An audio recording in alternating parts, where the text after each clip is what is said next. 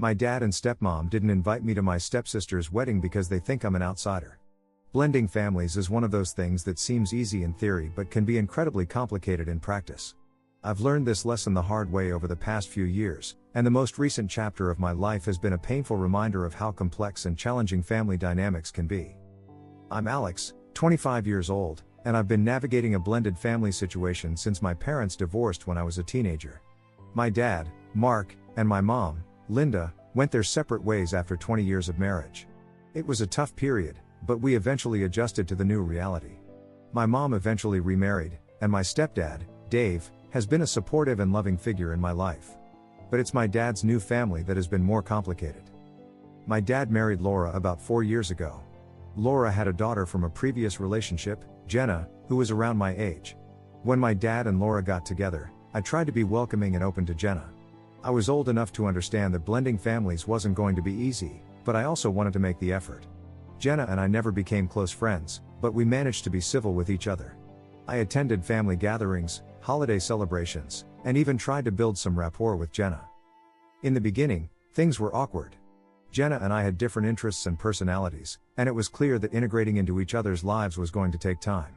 My dad and Laura seemed optimistic, and they encouraged me to build a relationship with Jenna, even if it was slow. Over time, I got used to the new family dynamic, but there were still moments of tension and discomfort. Recently, Jenna got engaged. I was genuinely happy for her. Despite the awkwardness between us, I wanted to support her and be there for her on her special day. When Jenna announced her engagement, my dad and Laura were over the moon. They talked about the wedding with excitement, and naturally, I assumed that I'd be included in the celebrations. After all, we were family, even if our relationship was a bit strained. The wedding planning started to ramp up, and I noticed that I hadn't received an invitation yet. At first, I thought it might be an oversight. I mean, how could they forget to invite me? I decided to give it some time, hoping that maybe the invitations were just delayed or that I'd receive one soon. Weeks went by, and still, no invitation. I began to feel uneasy. I tried to convince myself that it was just a small oversight, but the reality started to sink in. I felt like I was on the outside looking in, which was an uncomfortable feeling, especially given the effort I had put into integrating with this new family. I finally decided to reach out to my dad directly. It was a difficult decision, but I needed clarity. One evening, I picked up the phone and dialed his number. The conversation that followed was more painful than I had anticipated. "Hey, Dad," I said when he answered. "I was just wondering about Jenna's wedding. I haven't received an invitation yet." There was a brief pause on the other end of the line before my dad spoke. "Oh, Alex, yeah. I'm sorry about that.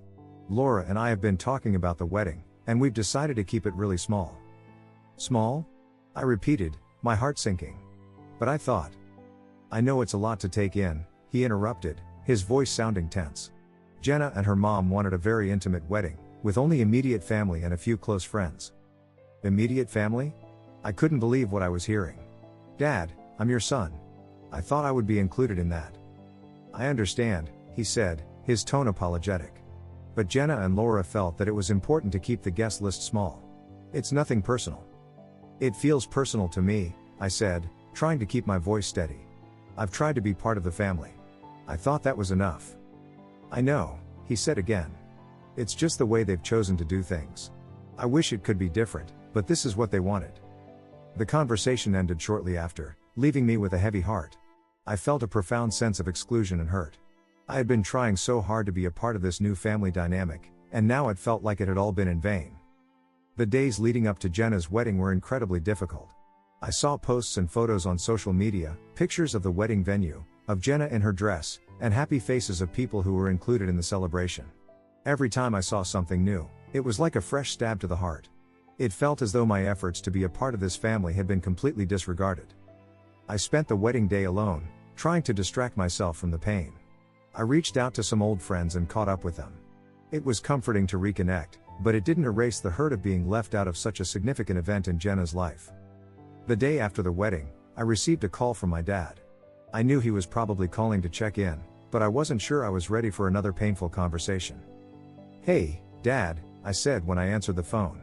"How was the wedding?" "It was beautiful," he said, his voice filled with genuine enthusiasm. "Jenna looked amazing, and everything went off without a hitch." "That's great to hear," I said, my voice lacking warmth. "I'm glad it went well. I wanted to check in with you," he continued. "I know things have been difficult, and I'm sorry for how things turned out. I hope you understand that it wasn't meant to hurt you." "I'm trying to understand," I said honestly. "But it's hard. It feels like I'm not really a part of this family, despite everything I've tried to do." "There's no easy way to make this right," he admitted. "But I hope you know that we still care about you. I wish things could have been different." We talked for a little while longer, but the conversation didn't provide the closure I was hoping for. It was clear that my dad was trying to smooth things over, but the pain of being excluded lingered. After the wedding, I took some time to reflect on the situation. It was clear to me that the dynamics of my relationship with my dad and his family were more complex than I had realized. Despite my efforts to fit in, there were boundaries and expectations that I hadn't fully understood or appreciated. I decided to take a step back and evaluate my own feelings and needs. It was important for me to focus on my own well-being and not let the situation define my self-worth. I reached out to my stepdad, Dave, and my mom for support. They were understanding and provided a listening ear, helping me navigate my feelings of rejection and hurt. One evening, I met up with my mom for dinner. We talked about the wedding and my feelings of exclusion. She was empathetic and supportive, and her words helped me gain some perspective. "It sounds like you've done everything you could to be part of that family," she said. "Sometimes, no matter how hard you try, things don't turn out the way you hope. But that doesn't mean you're not valuable or important." "I know," I said, taking comfort in her words. "It's just hard to accept that despite my efforts, I was still left out." "It's okay to feel hurt," she said. "But remember, you have a family who loves and values you. Focus on those relationships and take care of yourself." With my mom's support and some self-reflection, I began to slowly heal from the situation. I realized that while I couldn't change how my dad and Laura chose to handle the wedding, I could control how I responded to it. I decided to focus on building and nurturing the relationships that truly mattered to me. In the weeks that followed, I made an effort to connect with Jenna and my dad in a different way.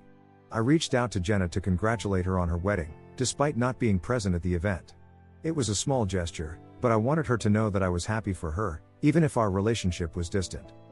Jenna responded with a polite, "Thank you." It was clear that while we weren't close, she appreciated the acknowledgement. I also continued to make an effort with my dad, though our conversations were more reserved.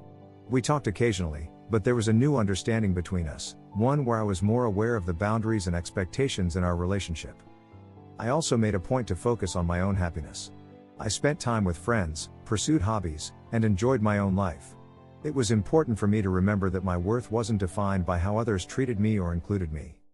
Looking back, the experience was a painful reminder of how complex family dynamics can be. It highlighted the challenges of blending families and the emotional toll of feeling excluded. But it also taught me valuable lessons about self-worth, resilience, and the importance of nurturing the relationships that truly matter.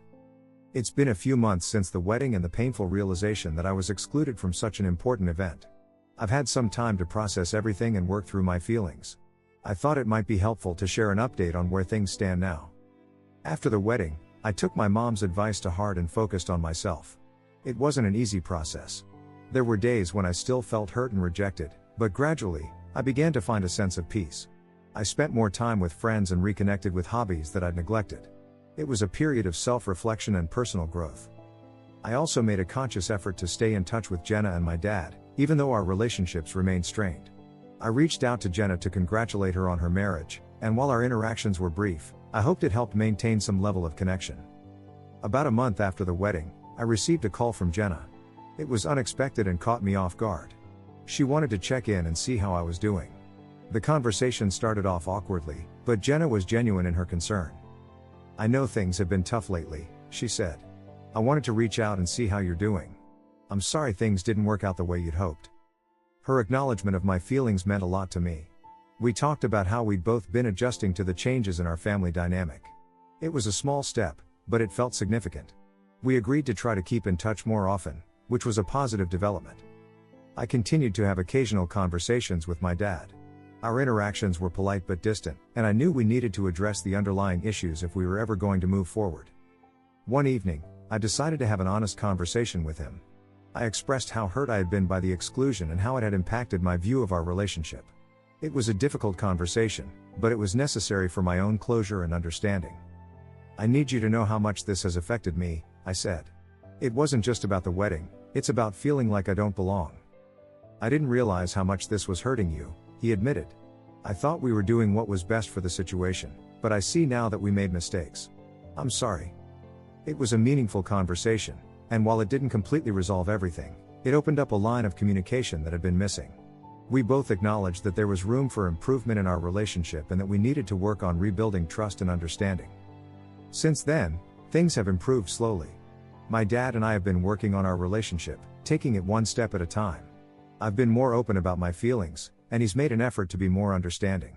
Our interactions are still a work in progress, but I feel like we're making strides toward better communication. As for Jenna, we've managed to keep in touch more regularly.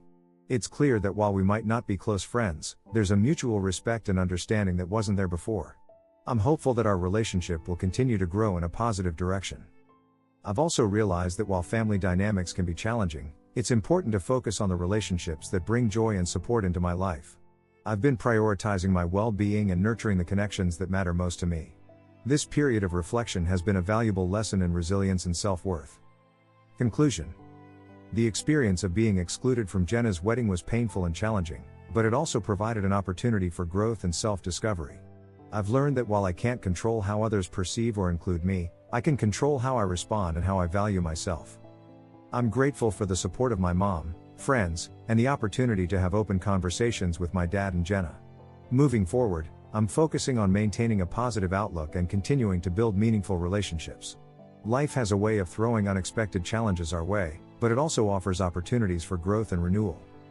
Thank you to everyone who reached out and offered support during this time. Your encouragement has meant more than you know. I'll continue to share updates as my journey unfolds, and I hope that others going through similar situations find comfort in knowing they're not alone. Thanks for watching, guys. If you enjoyed these Reddit stories, don't forget to like, subscribe, and hit that bell so you never miss an update. See you in the next one.